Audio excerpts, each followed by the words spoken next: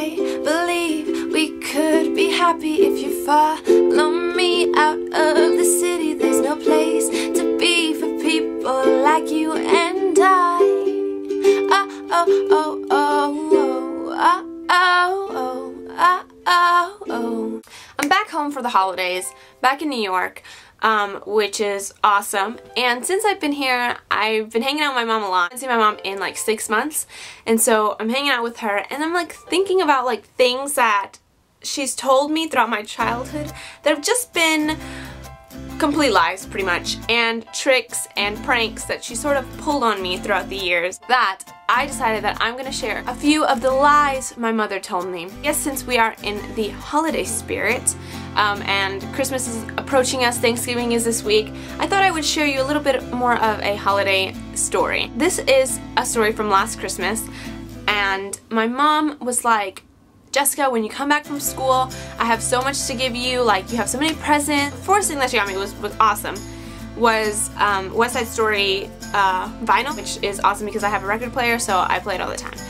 But then she handed me this other little bag and she was like, I really hope you like this. This is the one that I've been really like waiting to see your reaction for. So I open up the bag, I like rip out all the stuff, and I'm really excited, and then, you know, I get this. This is moisture absorbing foot powder. She was like, oh, that's gonna be real good for your feet. I was like, you can take this back. And then she also got me Vagisil deodorant powder. She said, you never know when you're gonna need it. I said, that's a negative. No, what am I gonna use this for? She was just like, obviously, we all know what you're gonna use this for. So we're gonna go backwards and we're gonna go to my childhood. And my mom wasn't like the type of mom who was like, you know, if I got scared if there were monsters, my mom was like, no, there's no monsters or anything like that. No, she wasn't like that. She was like, yes, there are monsters and they will get you. And so I was like kind of scared, but like my monsters in my brain weren't like hairy with like one eye or anything like that. They were like men in trench coats. Like that's what I imagine as the monster. And mainly because besides my mom being like, yes, there are monsters in your closet, yes, there are monsters under your bed, she would create monsters as well. And one of the monsters that she created was called the Vagina Man. While you're sleeping, the Vagina Man comes and he snatches you up and he takes you away and he just takes your vagina. That's basically what happened. Every night before I was going to go to sleep, she'd be like, Jessica, did you lock the door? Did you lock the windows? Because the Vagina Man's gonna come get you. And I'm not gonna lie, still kind of scares me. So, you know, if she ever says, Jessica, the Vagina Man's coming, I'm like, oh my god, I'm so scared. And I would go lock everything, all the doors, and I think that's like another reason why I still sleep with, like, in my apartment, I sleep with the front door has to be dead bolted, all the locks have to be up, and my bedroom door has to be locked, like completely locked with the lock up top and the lock in the bottom, or else I can't sleep because I have a fear of the Vagina Man. Third lie that my mother told me was probably the most notorious and will go down in the history of lies. She used to take me to Disney, and at Disney, in the Florida one, there is Minnie Mouse's house. So here's me in Minnie Mouse's house. That's Minnie Mouse's fridge, and I was like looking inside like, hey girl. So yeah, and little did I know my doom was awaiting to me. The prank of a lifetime was right before my eyes. So, at the end of the little house tour that you get at Minnie Mouse's house, you can meet Minnie Mouse, and she's outside in the garden. I wait in the line, and I'm like thinking, like, what am I gonna ask Minnie Mouse? Like, what am I gonna say to her? Like, I want to get a picture, but like, I don't know what to do. It was like literally I was starstruck in. And so my mom was like, okay, Jessica, you have to tell her that you have all of her movies and that you watch her all the time, that you love her, and tell her that you can invite her to dinner so she can come to New York and eat dinner with us. And I was like, okay, Minnie Mouse. And I'm like, Minnie Mouse, I have all your videos, and I love you, and my mom said you could come to my house to eat.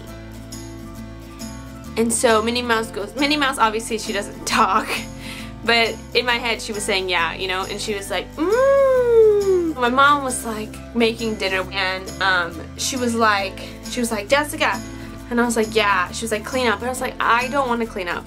And she was like, listen, I just got a call from Minnie Mouse. Minnie Mouse said she's gonna come for dinner. I was like, what? What? Minnie Mouse is gonna come for dinner? And I cleaned up the entire house. Like, it was spotless. It was spotless. my tiny body was like flying around just trying to put things away. I'm gonna clean the house, Minnie Mouse is coming. I finished cleaning everything, whatever, and the food comes out, and I'm like, Mom, we have to wait for Minnie Mouse. And my mom was like, oh no, didn't you hear the phone ring? I was like, what are you talking about? And she's like, yeah, Minnie Mouse called me. She got stuck in traffic with Mickey and she's not going to be able to make it till later on, so I just told her to come another time. And I was like, oh man. I was like so depressed about this. Now, let me tell you, this little prank went on for years. Anytime my mom wanted me to clean the house, she'd be like, Minnie Mouse is coming, Minnie Mouse is coming. I'd be like, oh my god, Minnie Mouse is coming. And so I would like clean the entire house and I'd be like, okay, where's Minnie Mouse? My mom would come up with another lie as to why Minnie Mouse wasn't coming. And I'd be like, oh man. And like, I didn't realize that Minnie Mouse wasn't real until I was about 17, 18, and I told the story to my friend. Your mama got you. Your mama played you. And I was like, what are you talking about? She's like, Jessica, Minnie Mouse is not real. And I was like, oh my god. Like, oh my god. I was 18 and I just came to this realization that Minnie Mouse was never coming to my house for dinner and that my mom was lying to me this whole time. And I was like pretty depressed. Like, I'm pretty upset about it. Like, no lie.